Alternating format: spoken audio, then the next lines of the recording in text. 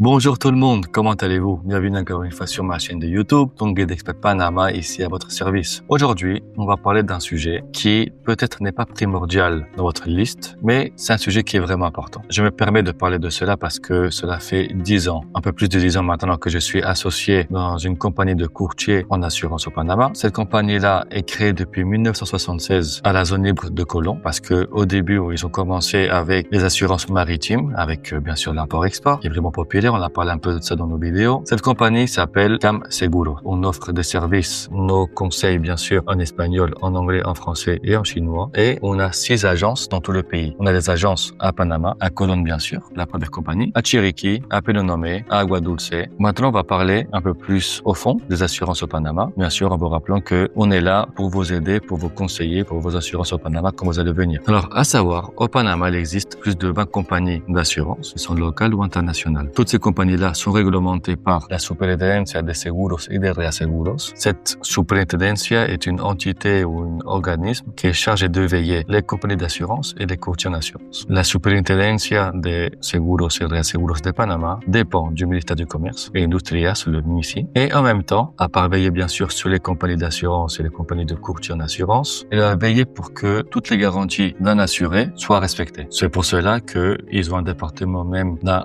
tribunal qui est justement et spécifiquement que pour les cas d'assurance. Et je pense que pour cela, il y a eu un avantage. Au lieu d'aller à la cour s'il y a un problème en assurance, vous avez ce tribunal-là où les résolutions de conflits vont être traitées de manière beaucoup plus rapide. À savoir, et un thème qui est vraiment important aussi, si vous voulez vous faire assurer par une compagnie qui n'est pas enregistrée au Panama, parce que vous avez peut-être un meilleur service, peut-être des meilleures options, peut-être un meilleur prix, ce qui n'est pas toujours le cas, bien sûr. Et si vous avez une plainte contre cette compagnie-là pour quelque chose qui s'est passé, vous ne pouvez pas vous plaindre au Panama. Pourquoi? Parce que la Superintendencia de Seguros y Reaseguros va traiter des cas seulement de compagnies qui sont enregistrées au Panama et bien sûr tout cela passe par eux. Alors maintenant bien sûr au Panama on va traiter tout le type d'assurance, assurance automobile. Si vous allez acheter une voiture, vous devez avoir minimum une assurance de responsabilité civile. Mais bien sûr on ne conseille jamais d'avoir ce type d'assurance. On conseille toujours d'avoir une assurance qui soit complète, qui va aussi vous protéger au cas d'accident de voiture, au cas de dommages matériels de votre voiture ou de votre voiture en plus. À savoir en même temps un petit conseil, si vous avez loué une voiture ou si vous avez acheté une voiture et vous occasionnez un accident de voiture, en premier bien sûr, regardez que vous allez bien en termes de santé, regardez que les gens qui sont à côté de vous dans votre voiture ou en dehors vont bien aussi en même temps. Après, sortez de la voiture tranquillement, parlez avec du respect à l'autre personne qui se trouve dans l'autre voiture, prenez des photos de l'endroit où est situé l'accident, des photos de la plaque de la voiture, de votre voiture et de l'autre voiture, des photos exactement de l'accident, des photos aussi un peu de loin, des photos aussi on peut voir quel type de rue vous vous trouvez et si on peut voir réellement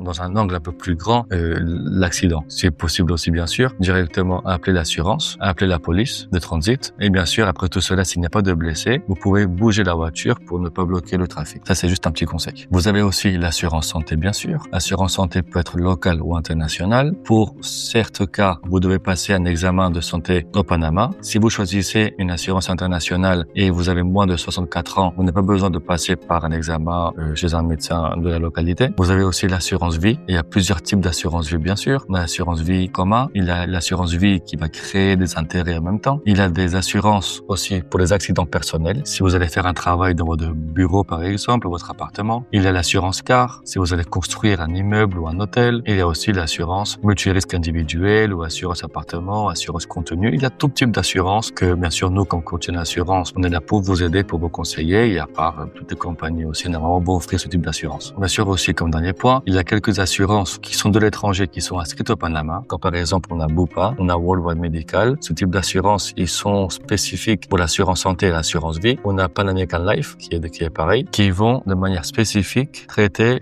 tout ce qui est assurance vie et assurance santé. On a aussi Mafre, qui est vraiment populaire. Il y a aussi d'autres compagnies d'assurance qui vont opérer avec des partnerships, par exemple comme Acerta. Le dernier point aussi à savoir par rapport aux assurances, il y a le point du déductible et le point des hôpitaux. Alors, le point du déductible ou de la franchise, ça peut pas pareil dans tous les pays. Cela veut dire si vous avez un accident de voiture et la franchise est de $1000 et le dommage est de $2000, normalement l'assurance va vous demander de payer les $1000 pour pouvoir vous rembourser ou vous payer les $2000. En tout cas, vous emmenez dans une agence qui a un partnership avec la compagnie d'assurance pour pouvoir réparer votre voiture avec garantie bien sûr. Et la partie des hôpitaux pour une assurance santé bien sûr. En premier à savoir, à Panama City, il existe au moins 5 ou 6 hôpitaux qui sont vraiment recommandés et professionnels. Vous avez l'hôpital hôpital Santa Fe, hôpital national, Pacific Center, Costa del Este, Punta Pacifica, Punta Paitilla. Alors pourquoi je parle de cela? À part si dans ces hôpitaux, il y a beaucoup de cliniques et normalement, il y en a beaucoup qui parlent anglais, si vous parlez anglais en tout cas, et vous ne dominez pas un peu l'espagnol. Ce qui est important de savoir, c'est que le jour où vous allez vous souscrire pour une assurance santé, que ce soit locale ou internationale, savoir si cette assurance que vous allez avoir inclut ces hôpitaux-là, ou en tout cas l'hôpital que vous aimez, manière de parler, que vous aimez le plus, qui est le plus proche de vous en tout cas. Alors, si vous habitez en dehors de Panama City, il y a plusieurs hôpitaux. Chaque compagnie d'assurance a une liste d'hôpitaux qui acceptent ce type d'assurance. De toute manière, vous avez toujours des assurances qui vont tout accepter. Voilà, ce sera pour une conversation un peu plus personnalisée. Alors voilà, merci beaucoup. On a parlé maintenant des assurances. On parle bien sûr dans la formation à venir, on parle avec plus de détails par rapport à cela. Et si vous avez des questions, toujours n'hésitez pas à me contacter. On reste toujours avec ces 20 minutes de courtoisie pour pouvoir faire des questions-réponses, même si je sais que beaucoup d'entre vous qui m'écoutez et avec qui j'ai déjà eu des rendez-vous, on parle toujours un peu plus de 20 minutes. Mais bon, on est là pour vous aider avec votre déménagement. N'hésitez pas à partager aussi la vidéo. Merci beaucoup.